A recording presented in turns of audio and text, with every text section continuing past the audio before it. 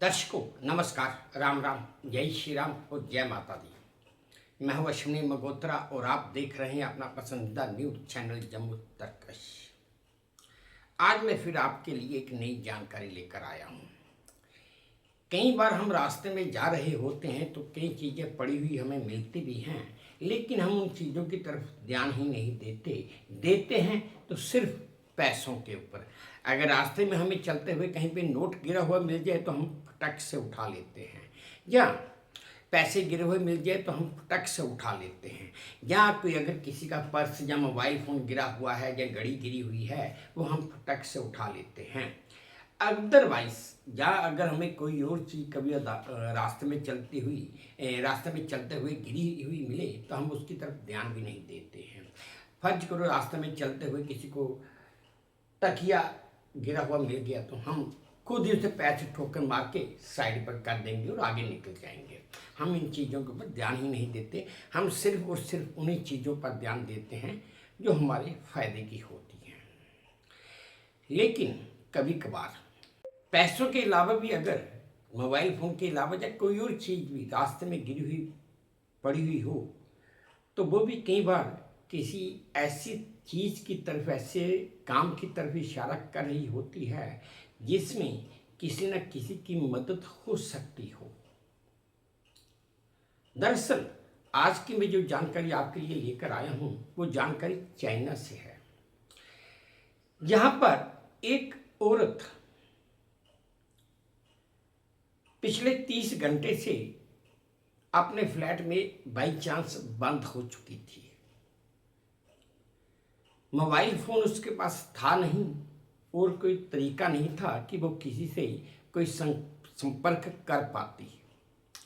उसका जो फ्लैट था वो तकरीबन 16वीं-17वीं मंजिल पर था, लेकिन वो औरत कुछ भी नहीं कर पा रही थी।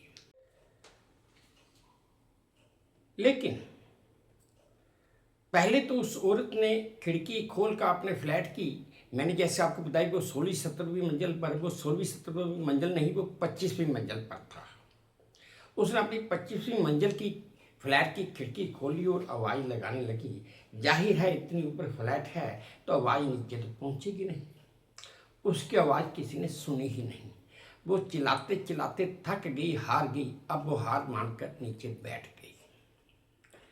अब उसके दिमाग में कुछ नहीं आया। काफ़ी वक्त बीत गया, कोई उसकी मदद के लिए भी नहीं आ पा रहा था, क्योंकि किसी को पता ही नहीं था कि इस तरह ऐसे इस फ्लैट में एक औरत बंद हो चुकी है। फिर उस औरत के दिमाग में न जाने क्या आया, क्या उसे सूझा कि उसने बेड पर से तकिया उठाया और अपनी एक उंगली से थोड़ा सा ब्लड निकाला और उसने उस ब्लड से, अपने खून से उस तकिए के ऊपर चाइना का वहाँ का एक इमरजेंसी नंबर लिख दिया 110, यानी कि 110। अब वो नंबर तो उसने लिख दिया। नंबर लिखने के बाद उसने वो तकिया अपनी 25वीं मंजिल से नीचे फेंक दिया। हमारे देश की तरह, बाकी लोगों की तरह भी लोग उस तकिए को देखकर जा रहे थे, कोई कुछ कर नहीं रहा था। लेकिन वहाँ पर एक डिलीवरी बॉय उसी सोसाइटी में पहुँचा। वो किसी को कुछ खाने का सामान डिलीवर करने आया था। जब उसकी नज़र उस तकिए पर पड़ी तो उसने उस तकिए को ध्यान से देखा और उस पर उसे वो नंबर लिखा हुआ दिख गया 110। अब जब वहाँ का चाइना का इमरजेंसी नंबर था तो उसने सोचा कि क्या है क्या नहीं है, चलो एक काम करते हैं, ये इस तकिए के बारे में पुलिस को सूचित कर देते हैं। उसने एक जेंटलमैन की तरह वो तकिया वहीं पे रहने दिया, लेकिन जो कुछ दूरी पर पुलिस वाले थे उसने उनको इन्फॉर्म कर दिया कि ऐसे ऐसे ना हो, मैंने वहाँ पर फलां जगह पर तकिया देखा है, उसके ऊपर इमरजेंसी नंबर 110 लिखा हुआ है। अब वहाँ की पुलिस थी, वो यकदम हरकत में आ गई। ये इमरजेंसी नंबर लिखा हुआ है तकिए के ऊपर, वो भी ब्लड से लिखा हुआ है, इसका मतलब कोई प्रॉब्लम है। अब पुलिस वहाँ पे पहुँच गई। उन्होंने पहले तो पुलिस से आसपास की जगह की तफ्तीश की, छानबीन की, लेकिन उन्हें कुछ समझ नहीं आया कि ये क्या है क्या नहीं है। और उन्हें पता भी नहीं चला कि ये ऐसे ऐसे यहाँ पर एक इंसिडेंट हुआ है और एक और के ऊपर 25वीं मंजिल पर अपने फ्लैट में बंद है। लेकिन पुलिस तो पुलिस होती है, वो अपनी तफ्तीश करती रही।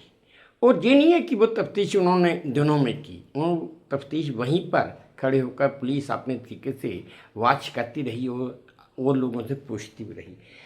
पता करते करते पुलिस एक लेवल तक पहुंच गई। उसे पता चला कि ये तकिया एक होम स्टे की 25वीं मंजिल से नीचे गिरा हुआ है। पुलिस ने जब पता किया कि वहाँ पे 25वीं मंजिल पर कौन रहता है, सोसाइटी का रिकॉर्ड देखकर, तो उसे वहाँ पर पता चला कि यहाँ पर ज्यों कोई नामक एक महिला रहती है। तो पुलिस ने अंदाज़ा लगाया कि वो किसी खतरे में है, इसलिए पुलिस वहाँ 25वीं मंजिल पर पहुँच गई।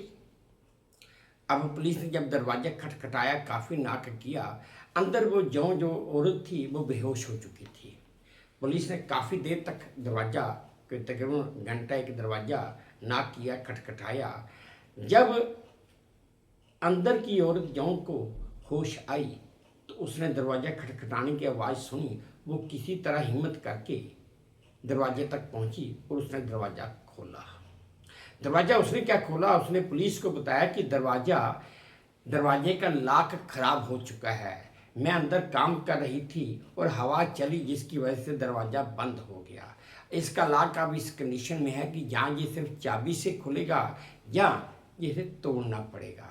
चाबी उसके पास थी नहीं क्योंकि वो उस घर की मेड थी। और जाते जाते जब वो काम खत्म करके जाती थी तो वो दरवाज़ा बंद करके जाती थी तो दरवाज़ा लॉक हो जाता था। आज भी यही होना था, लेकिन हवा चली और दरवाज़ा बंद हो गया। फिर पुलिस ने उस फ्लैट के मालिक से कांटेक्ट किया, उसे बुलाया। वो भी इमरजेंसी में भागा भागा चला आया। और उसे जब पता चला कि ऐसे ऐसे इंसिडेंट हो चुका है, वारदात ऐसे ऐसे हादसा हो चुका है, तो वो भी कहने लगा कि ये मसला ख़राब था। खैर पुलिस आई, पुलिस ने उस लेडी को बाहर निकाला और उसे डॉक्टर के पास ले जाकर उसका चेकअप करवाया। अब डॉक्टर ने जो उसका ज़रूरी चेकअप करना था कि भाई वो तो कर लिया। डॉक्टर ने उसको खाने पीने के लिए भी बता दिया क्या खाना है, दवाई वगैरह भी दे दी क्योंकि वो घबराई हुई भी थी और पिछले 30 घंटे से लगातार वो भूखी बैठी हुई थी। दर्शकों, ये कहानी या ये जानकारी मैंने आप सबके साथ इसलिए साझा की कि कोई आदमी किसी जगह फंस गया, अगर वो सूझबूझ से काम ले तो उसकी मदद हो सकती है। कई बार कोई आदमी कहीं सी जगह फंसा हुआ होता है, लेकिन हम लोग घबरा जाते हैं, पैनिक हो जाते हैं। इसलिए हम अपना दिमाग चलाने की बजाय हम बस पैनिकपन में दौड़ पड़ते हैं और चीज़ें करने लग जाते हैं। ठीक है, ये औरत भी पहले पैनिक हुई, लेकिन बाद में से सूझबूझ से काम लिया। इसने तकिए पर 110 नंबर लिखकर खिड़की से नीचे फेंक दिया। वो डिलीवरी बॉय ने तकिया देखा, उसने पुलिस को इन्फॉर्म किया। 4-5-6 घंटे लग गए, लेकिन पुलिस 6 घंटे में इसके पास तो पहुंच गई, बच तो गई। ये था इस औरत की समझदारी का एक नतीजा।